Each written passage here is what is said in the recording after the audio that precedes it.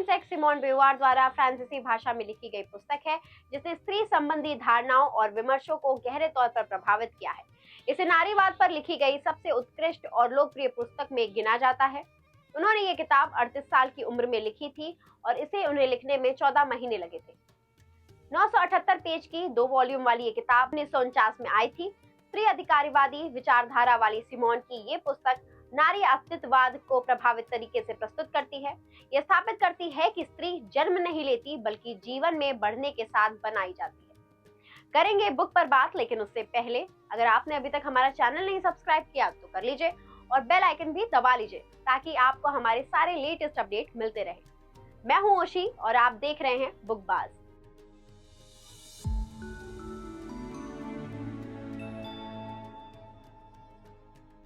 लेखिका के अनुसार नारी को उसके जीवन में उसकी पसंद नापसंद के अनुसार रहने और काम करने का हक होना चाहिए और समाज में पुरुष से आगे बढ़ सकती है। ऐसा करके वो स्थिरता से आगे बढ़कर श्रेष्ठता की ओर अपने जीवन आगे बढ़ा सकती है। ऐसा करने से नारी को उनके जीवन में कर्तव्य के चक्रव्यूह से निकलकर स्वतंत्र जीवन की ओर कदम बढ़ाने का हौसला मिलता है।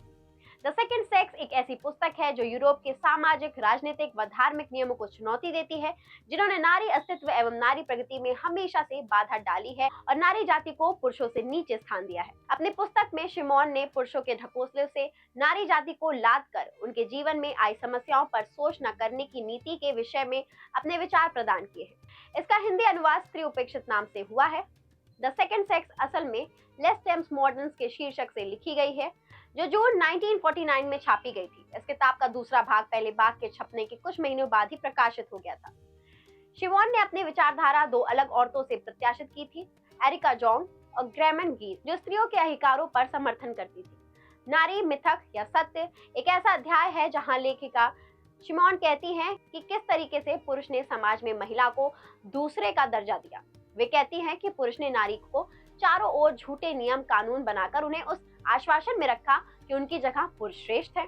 लेखिका का मानना था कि ऐसा करके पुरुष ने स्त्रियों की परेशानियों को समझने से हाथ धो लिया और उनके झूठे ढकोसलों ने स्त्रियों को समाज में हमेशा उनके नीचे बांध के रखने में उनकी सहायता की है। सिमोन का मानना है कि ऐसा ही दबाव समाज के दूसरे भागों में भी देखा गया है। उदाहरण के लिए समाज में रंग, जाति एवं धर्म को लेकर कट्टर व छोटी सोच वाले पाखंडी लोगों ने कई झगड़े व भेदभाव फैलाए हैं, पर उनका मानना है कि स्त्री जाति को जितना समाज के इतिहास में दबाया गया है, वैसा किसी धर्म व जाति को नहीं दबाया गया। नारी को अपने से नीचे रखकर पाखंडी पुरुषों ने समाज में अपना ऊंचा स्थान बनाए रखा। अपनी पुस्तक में सिमोन ने ऐसे ही कई विचारों का उजागर किया है जो समाज की रीति अथवा नियमों को चुनौती देती है। उन्होंने कहा है कि स्त्रियों को कमजोर एवं शारीरिक व मानसिक रूप से असामान्य माना गया है और इसी कारणवश स्त्रियों को कहीं भी उचित अवसर नहीं मिला। नारी को हमेशा ये आश्वासन दिया गया कि वे कमजोर हैं और उन्हें स्थिर व सामान्य रहने के लिए पुरुषों के मार्गदर्शन पर चलना चाहिए। सेकंड सेक्स को प्रकाशित होने से पहले नारी अस्तित्ववाद के विषय में फ्रांस में कभी भी कोई विचार विमर्श नहीं हुए थे और स्त्रियों को भी समाज के कानून से कोई शिकायत नहीं थी। परंतु सिमोन ने विचारधारा बदल दी। उनका नारी व पुरुष तत्व जाति के समाज में समानता 2 मुद्दों की तरफ ध्यान खींचता है। पहला, कि किस तरह शारीरिक असमानताओं पुरुषों को नारी से ऊपर व बढ़कर होने का कारण बनी गई है। दूसरा, ये कि किस तरह शारीरिक असमानताओं पर बहस व सोच विचार करने से ये पता चलता है कि शारीरिक असमानता असल में प्रकृति की क्रिया है और उसमें पुरुषों का कोई हाथ नहीं, तथा शारीरिक असमानता को पुरुषों और नारी में सामाजिक असमानता करने का कारण व्यर्थ एवं मूर्ख है। यहाँ सिमोन प्लेटो की विचारधारा को नकारते हुए कहती है कि किसी व्यक्ति का लिंग एक घटना है जिस पर उस व्यक्ति का कोई जोर नहीं होता, इसलिए पुरुषों और नारियों में कोई भेदभाव नहीं करना चाहिए।